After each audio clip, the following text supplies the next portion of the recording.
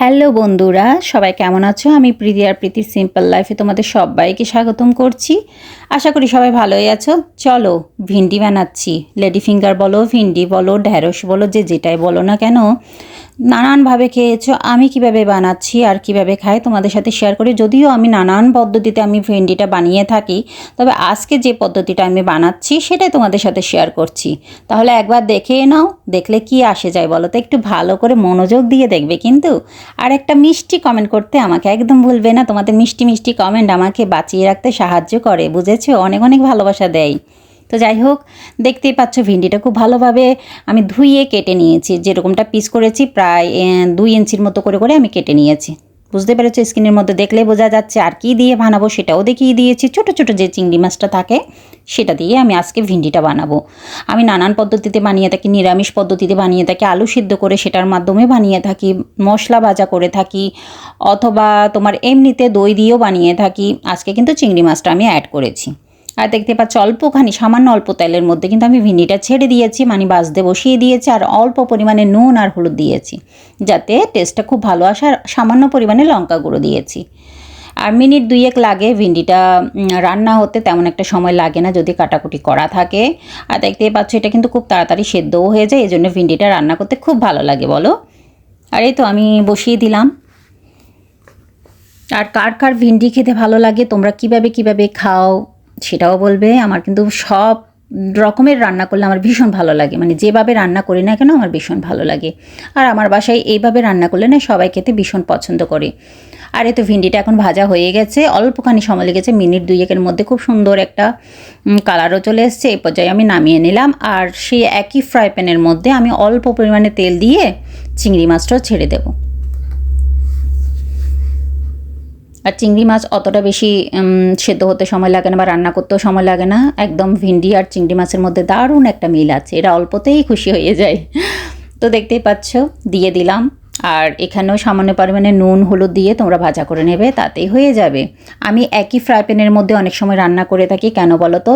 কারণ একই ফ্রাই প্যানের মধ্যে তুমি যদি রান্না করো, যে ফ্লেভারগুলো ওই ফ্রাই প্যানটার মধ্যে অ্যাড হয় সেগুলো পুরো রান্নার মধ্যে ছড়িয়ে যায়, আর খেতে কিন্তু ভীষণ ভালো হয়, টেস্টি হয়। একটুকু নাড়াচাড়া করে নিলেই কিন্তু চিংড়ি মাছটা ভাজা হয়ে যাবে, যেহেতু ছোট ছোট তাই খুব বেশি সময় লাগেনি। এখন এগুলো আমি নামিয়ে নিলাম। আবার সেই একই ফ্রাই প্যানের মধ্যে আমি দিয়ে দিলাম তেল, আর দিয়ে দিলাম জিরে ফোড়ন। এখানে কয়েকটা আমি কারি পাতা দিয়ে দেবো, একদম ফ্রেশ কারি পাতা, শুকনোটা না, যেটা ফ্রেশ কারি পাতা সেটাই দিয়ে দিয়েছি। কারি পাতাটা দিলে না ভীষণ ভালো একটা স্মেল আসে, আমার তো ভীষণ ভালো লাগে। তোমাদের কার কার ভালো লাগে আমি জানি না, যদি না লেগে থাকে সেটাও বলতে পারো। তোমরা তোমাদের মনের কথা অবশ্যই আমার সাথে শেয়ার করতে পারো, আমার তোমাদের মনের কথা শুনতে ভীষণ ভালো লাগে।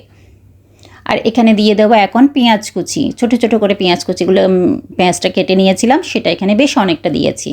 আমার ফ্রাই প্যানটা বেশ অনেকটাই বড়, এই জন্য মনে হতে পারে যে অল্পখানে দিয়েছি, না আমি এখানে প্রায় 2 থেকে 3টে পেঁয়াজের কুচি দিয়েছি, বুঝেছো?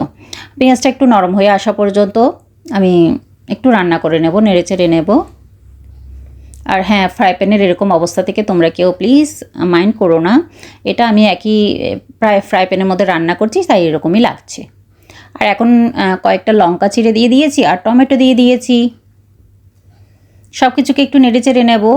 আর এ পর্যায়ে দিয়ে দিলাম আদা আর রসুনের পেস্টটাও দিয়ে দিলাম একসাথে। সব কিছু একদম ভালোভাবে রান্না হয়ে যাবে। অনেকে ভিন্ডিটা খেতে চায় না, তবে এভাবে নিশ্চয়ই বানালে তোমাদের ভীষণ ভালো লাগবে, এটা আমি বলতে পারি। আর চিংড়ি মাছ দিলে যে কোনো তরকারির স্বাদটা কিন্তু অনেক গুণ বেড়ে যায় বলো। সেজন্য আমি বাচ্চারা যেহেতু খাবে একটুখানি চিংড়ি মাছ অ্যাড করেছি। তবে নিরামিষ পদ্ধতিতে বানাই বা ভাজা করে বানাই, সব রকমের মধ্যে আমার ছেলে মেয়ে ভীষণ পছন্দ করে। অথবা আমি এরকম লম্বা লম্বা করে কেটে তারপরে আমি বেসনের মধ্যে কোটিং করে ফ্রাই করে ফেলি। আর এই যে দেখতে পাচ্ছ এর ফাঁকে যখন সব কিছু একটু নরম হয়ে এসছে তখন যে রেগুলার মশলা সেগুলো দিয়ে দিলাম। ধনে গুঁড়ো, জিরে গুঁড়ো, হলুদ গুঁড়ো, লঙ্কা গুঁড়ো, আর ব্ল্যাক পেপার চাইলে তোমরা দিতে পারো, ভীষণ ভালো টেস্ট হয়। দিয়ে সব কিছু একটু নাড়িয়ে চাড়িয়ে নেব। আর অল্প অল্প জল দিয়ে একটুখানি মশলাটা কষিয়ে নেব।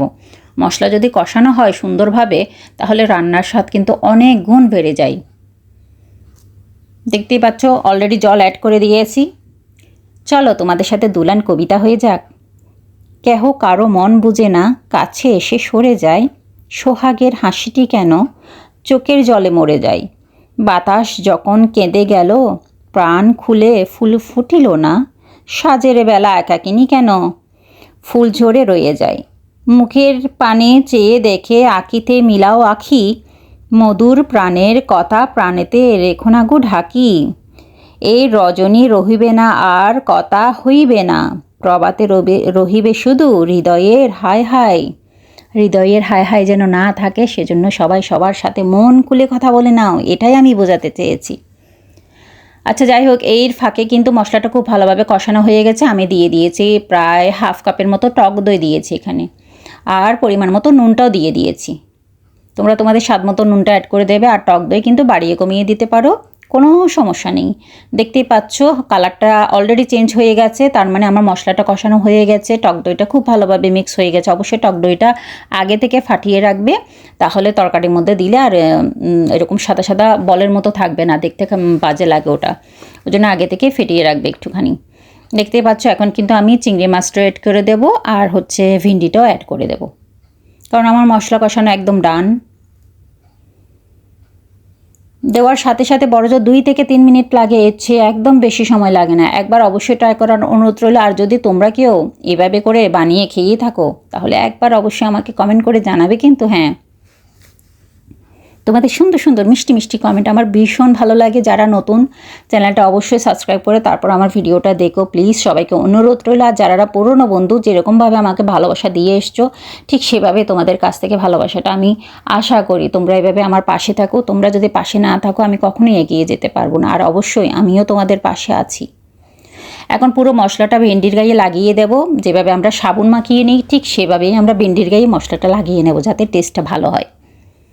আর ঢাকা চাপা দিয়ে বড়জোর 5 থেকে 6 মিনিট রান্না করে নিলাম। দেখতেই পাচ্ছ অনেকটা কমে গেছে, তার মানে একদম রান্না হয়ে গেছে। এখন উপর থেকে বেশ অনেকটা ধনেপাতা ছিটিয়ে দেবো ডেকোরেশনের জন্য।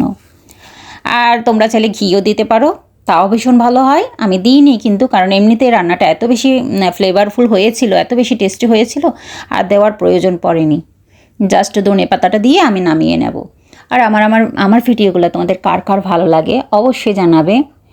আসলে ভিডিওগুলো অনেক কষ্ট করে করা হয়। আমরা যারা ইউটিউবে কাজ করছি তারা কিন্তু ভীষণ কষ্ট করে ভিডিওগুলো বানায়, সেগুলো আবার এডিট করা, সেগুলোতে আবার ভয়েস ওভার করা, বেশ অনেকটাই চাপ আছে। তো তোমরা যারা আমাদের ভিডিওগুলো দেখো প্লিজ একটু মনোযোগ সহকারে দেখো, ভিডিওটা স্কিপ না করে, অ্যাডগুলো স্কিপ না করে দেখলে ভীষণ খুশি হব। তোমাদের কাছে এই অনুরোধটা রইল।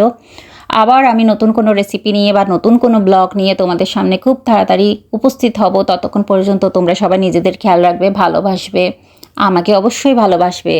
নিজেদের খেয়াল রাখতে একদম ভুলবে না। দূরে বা কাছে যে যেখানে আছো, যে প্রান্তে আছো, সবাই সুস্থ থাকো, ভালো থাকো, পরম করুণাময়ের কাছে এটাই সবসময় প্রার্থনা করি। আর আজকের এই রেসিপিটা কেমন লাগলো অবশ্যই জানাবে। বাই বন্ধুরা।